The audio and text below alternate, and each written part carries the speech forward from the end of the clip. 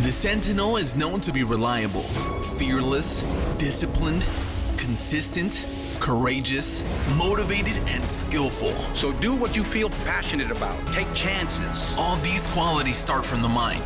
Your mind can be your worst enemy or your most powerful weapon. The world becomes your library to help you to become better at your craft. Is this the dagger? Learn how to achieve greatness and tap into the Sentinel mindset.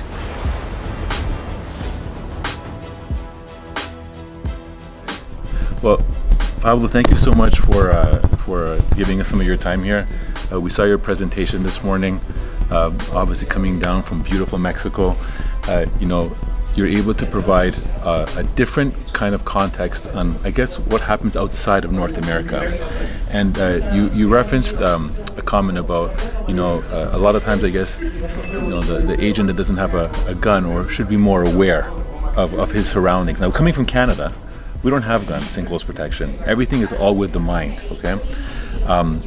Can you kind of speak to a little bit about that, of like the importance of, maybe not relying on a handgun? Because a lot of times I think that could also be kind of crippling people's mentality of what they need to do to act in a certain situation. Well, the thing with weapons, and with guns particularly, is people put too much value on the tool as it is, because they take it as if it was like a magic wand. It will solve any problem. Right. You have an attacker, you pull out your gun and you fend off. If you have another threat, you pull out your gun, and it gives people a false sense of security, because at the end of the day, it's nothing but force multipliers, right? If you go to statistics and to history, you can see that, for example, the Secret Service, there's not been one single event in history where the Secret Service has taken the guns out and actually repelled an attack. Right. It never happened. Every time when the guns come out, it's usually too late, like the Ronald Reagan incident. Right. The guns never came out. The attack was over before the guns come out. Yet you would never imagine to have a Secret Service without guns, right, because it's a deterrent. Right. Because, if you knew for a fact that the Secret Service didn't have any guns, right, it would be easy. It would be a joke. Right. Right. So they play a big part in what they do, what we do in executive protection.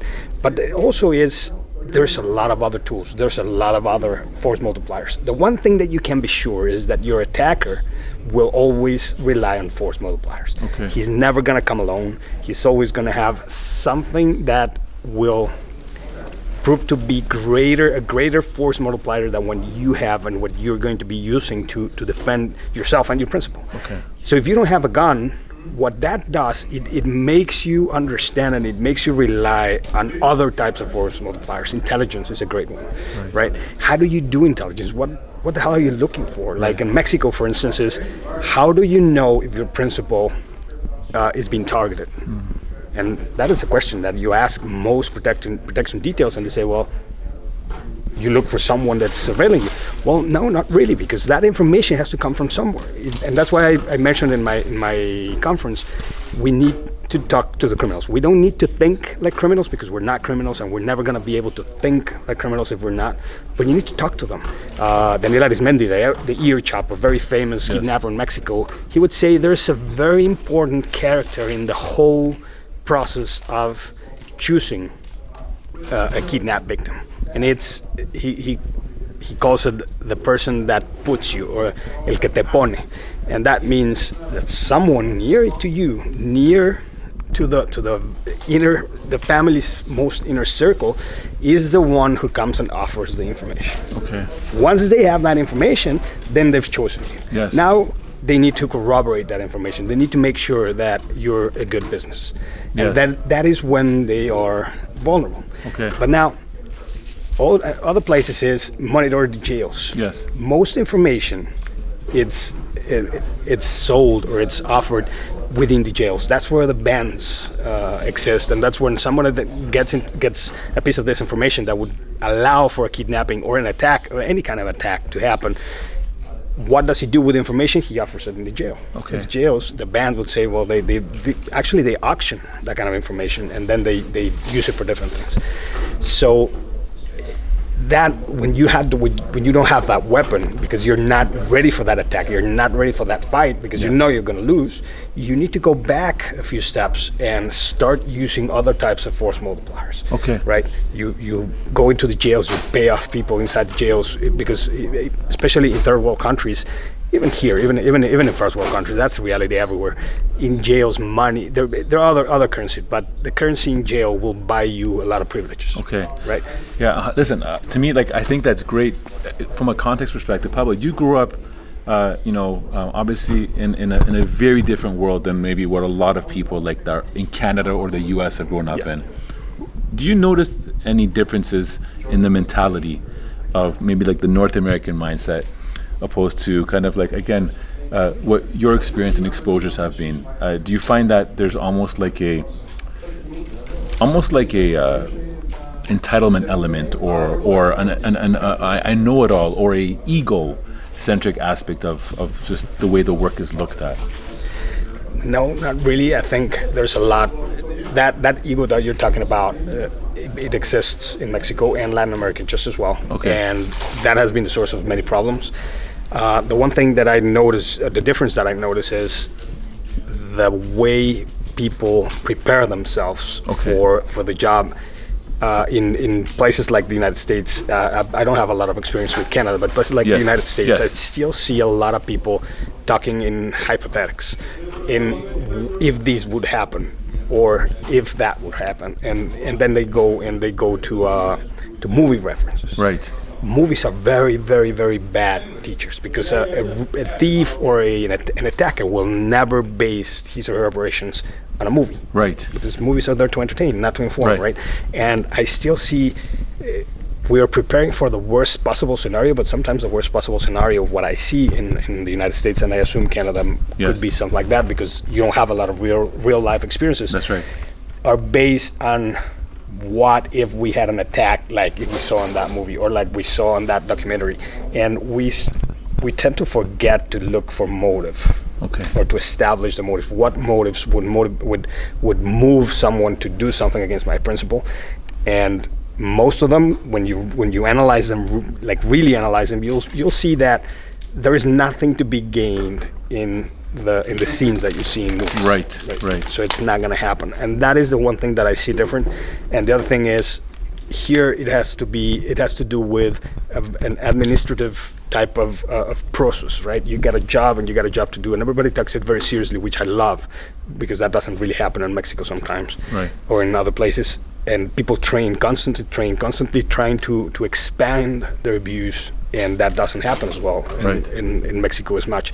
But the one thing that you get in Latin America that you don't really get here is people are afraid.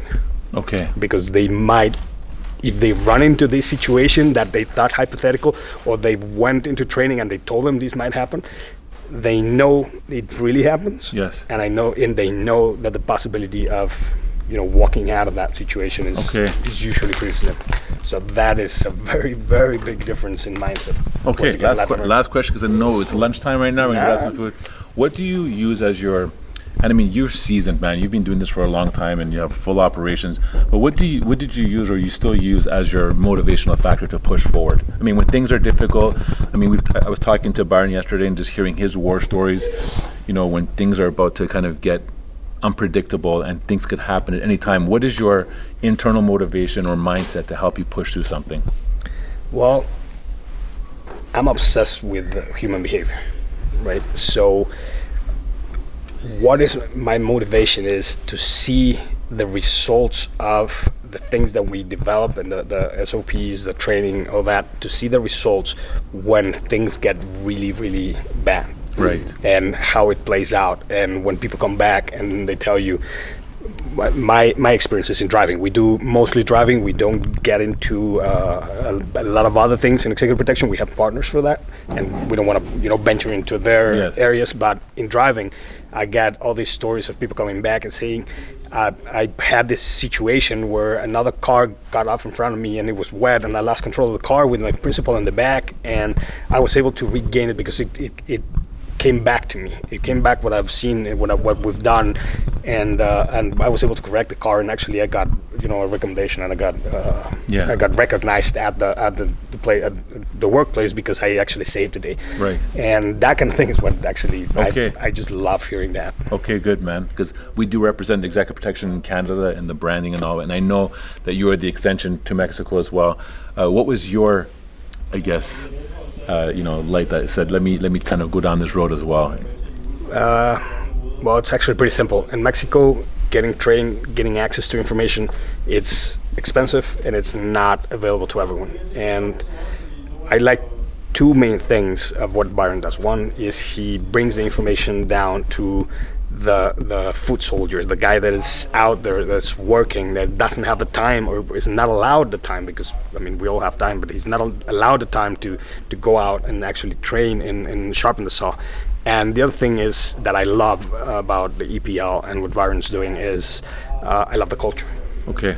That I believe that sense of belonging that you can get from what Byron was doing, and feeling part of that team, part of that community, if you want to see it like that. I think it builds criteria, which is important in decision making, and it makes people go up a step from what everyone else is doing. And you're Right. part of a team, you're part of a culture, you're part of this common knowledge that will help you down the line. Okay. And I think that's pretty valuable. Okay, that's amazing. Thank you for your time. And I'll tell you this, EPL Canada will be coming to Mexico, and we will be connecting, man. I'll tell you that right now. We do the largest executive protection event in Latin America is done in Mexico once a year. It's called the EP Summit. We had Byron. Yes, I remember there, you started speaking there. and would love to have you there next year. 100%. Thank you so much for your time, Pablo. Appreciate it, brother. Thank you very much. Thank you. This podcast is brought to you by Executive Protection Lifestyle Canada. Make sure to drop by next week and don't forget to subscribe.